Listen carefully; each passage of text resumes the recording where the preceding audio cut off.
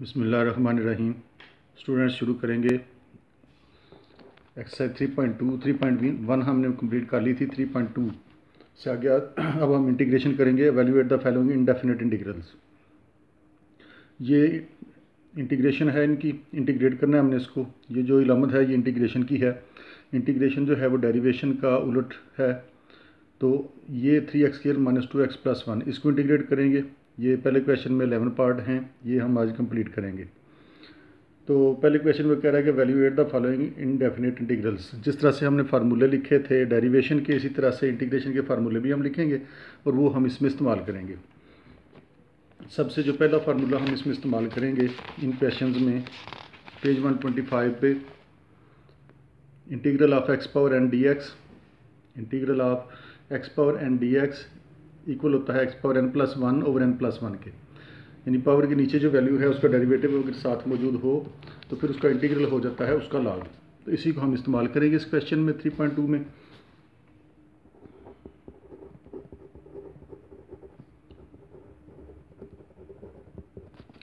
Question number 1,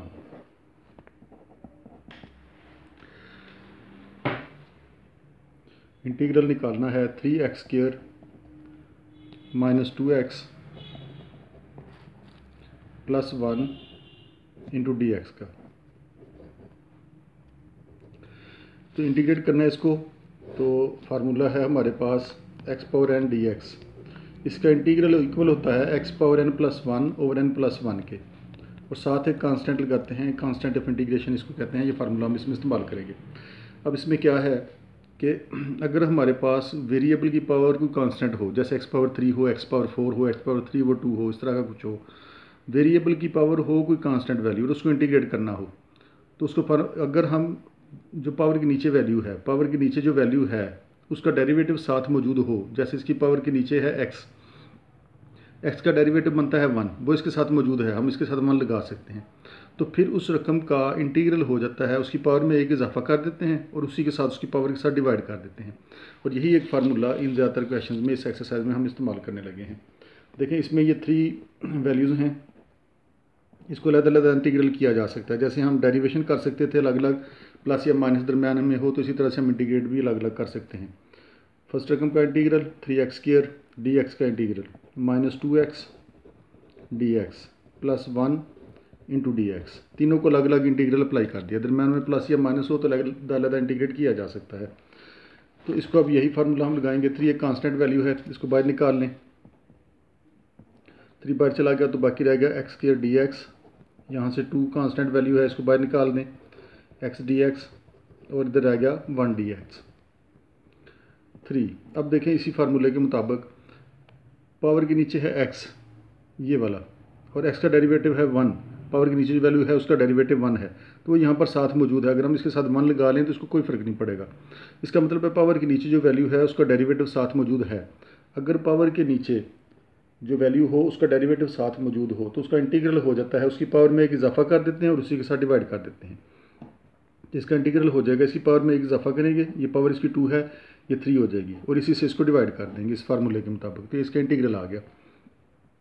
इसी तरह से अगर हम इसको देखें तो इसमें ये x है और x का डेरिवेटिव है 1, वो साथ मौजूद है, लगाया जा सकता है साथ। अगर हम 1 लगाएं तो उसको कोई फ़र्क नहीं पड़ेगा।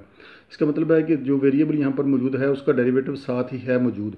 तो फिर हम इसकी पावर में, इसका इंटीग्रल हो जाएगा, इसकी पावर में इजाफा किया, इसकी पावर 1 थी, उसमें एक इजाफा कर दिया और उसी से डिवाइड कर दिया, और ये इसका इंटीग्रल आ गया।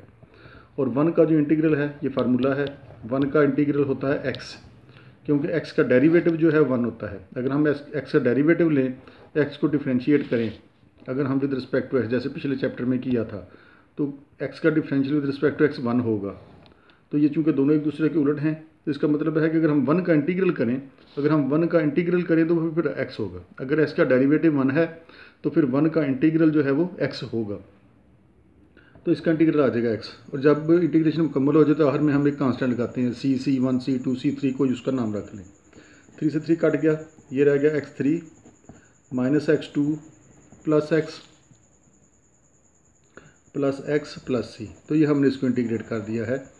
जो 3 वैल्यूज़ उसने दी हुई थी उसको इंटीग्रल निकालना था, इंटीग्रल उसका निकाल दिया। और हमने यही फार्मूला इस्तेमाल किया है कि अगर कोई हमारे पास वैल्यू हो और उसकी पावर के नीचे जो वैल्यू है, जो वेरिएबल है, उसका डेरिवेटिव साथ मौजूद हो तो उसका इंटीग्रल हो जाता है, उसकी पावर में एक इजाफा कर देते हैं और उसी के साथ डिवाइड कर देते हैं।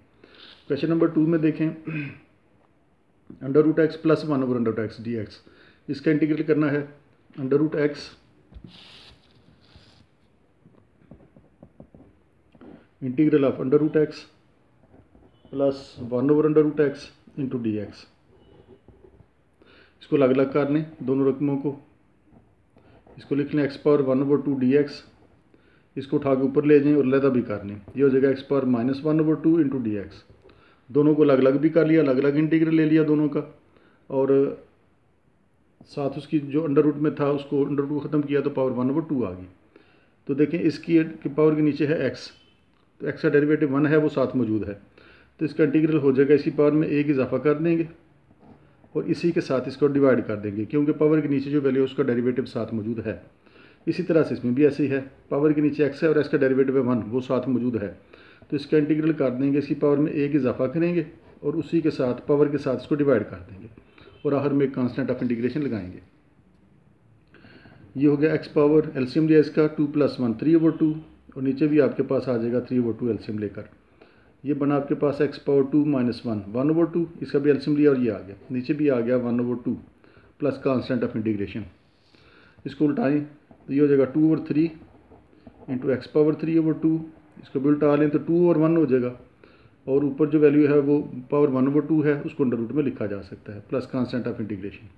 तो ये इसका इंटीग्रल आ गया, इसका हमने इंटीग्रल ये निकाल लिया और यही फार्मूला इसमें भी इस्तेमाल किया हमने। इसके बाद इसका तीसरा पार्ट, तीसरे पार्ट में है x under root x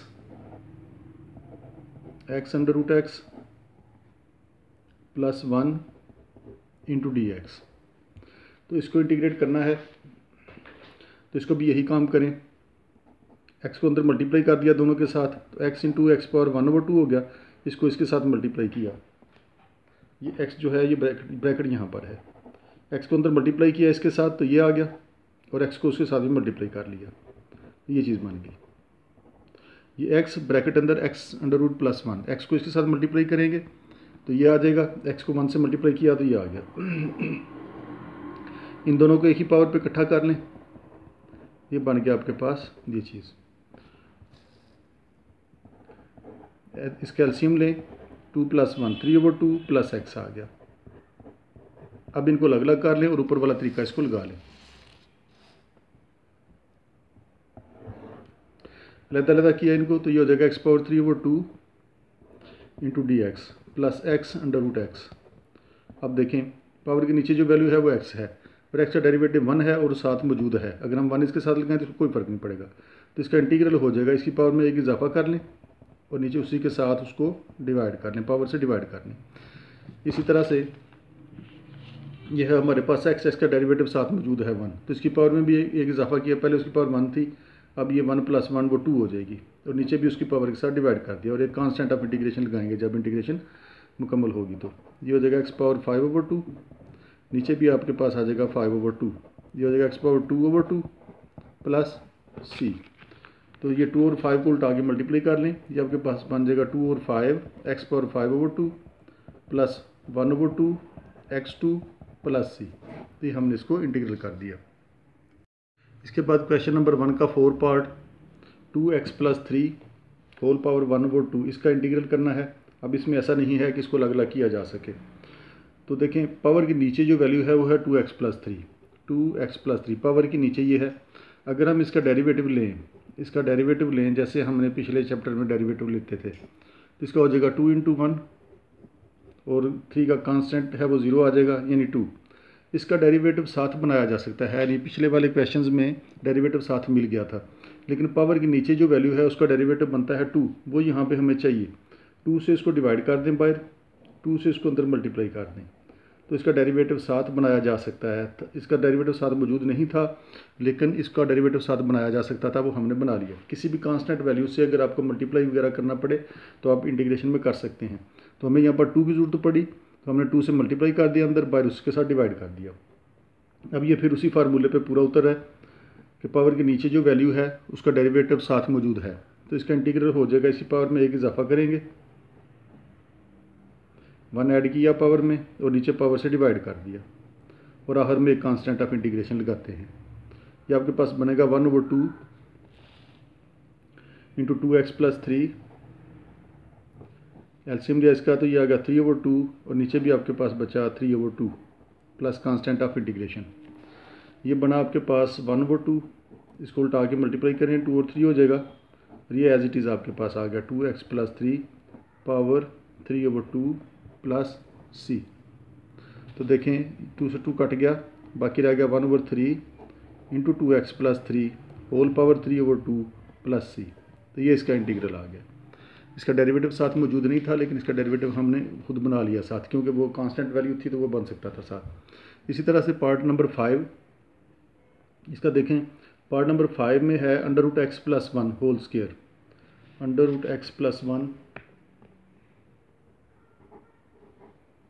integral of √x + 1 whole square into dx। तो इसको इंटीग्रेट करेंगे तो देखें इसमें इसका स्क्वायर खोल लें, इसका स्क्वायर खोलें अगर, तो ये बनता है पहली रकम का स्क्वायर प्लस दूसरी वैल्यू 1 है उसका स्क्वायर, तीनों को मल्टीप्लाई करेंगे तो 2√x ये आएगा।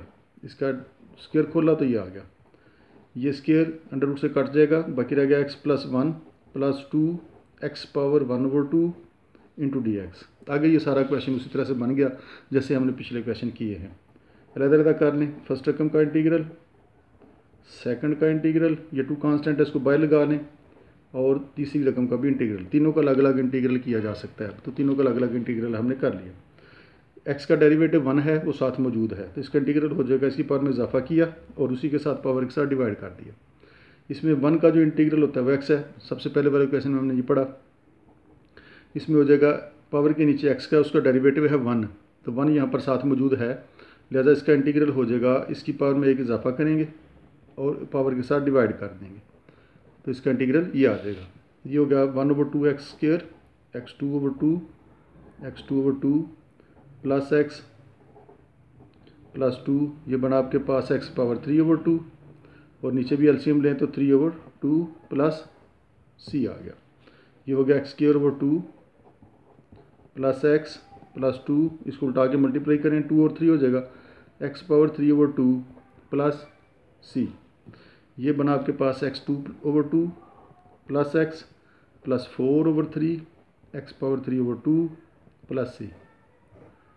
तो इसमें हमें स्क्वायर खोलना पड़ा, स्क्वायर खोल के हमने इसको इसके डेरिवेटिव उसके इंटीग्रल कर लिए, तो ये सारा बाकी उसी तरह से क्वेश्चन बन गया जैसे पिछले वाले क्वेश्चन थे। इसके बाद करेंगे इसका पार्ट नंबर 6 √x - 1/√x। तो इसको भी खोल लेंगे, जैसे हमने अभी इसमें इसको खोला, इसका स्क्वायर खोला है तो उसको अलग अलग कर लिया। इसको भी स्क्वायर करेंगे, स्क्वायर करके 3 रकमें बन जाएंगी, उनको अलग अलग कर लेंगे और उसका इंटीग्रल कर लेंगे। तो ये है √x - 1/√x whole square into dx। Square खोल लें, पहली रकम का स्क्वायर करेंगे तो x बन जाएगा। स्क्वायर जैसे खोलते हैं वो तरीका, पहली रकम का स्क्वायर फिर करते हैं प्लस दूसरी रकम का स्क्वायर, इसका स्क्वायर बन जाएगा 1 का 1, ये अंडर रूट से बाहर आ जाएगी और तीनों को मल्टीप्लाई करेंगे -2 और इसको √x से √x कटेगा तो बाकी आपके पास -2 बच जाएगा। स्क्वायर खोल लिया इसका। आगे ये सारा क्वेश्चन उससे मिलता जुलता बन गया जैसे कि हमने पिछले क्वेश्चन किए हैं। तीनों को अलग अलग कर लें, अलग अलग इंटीग्रल ले लें।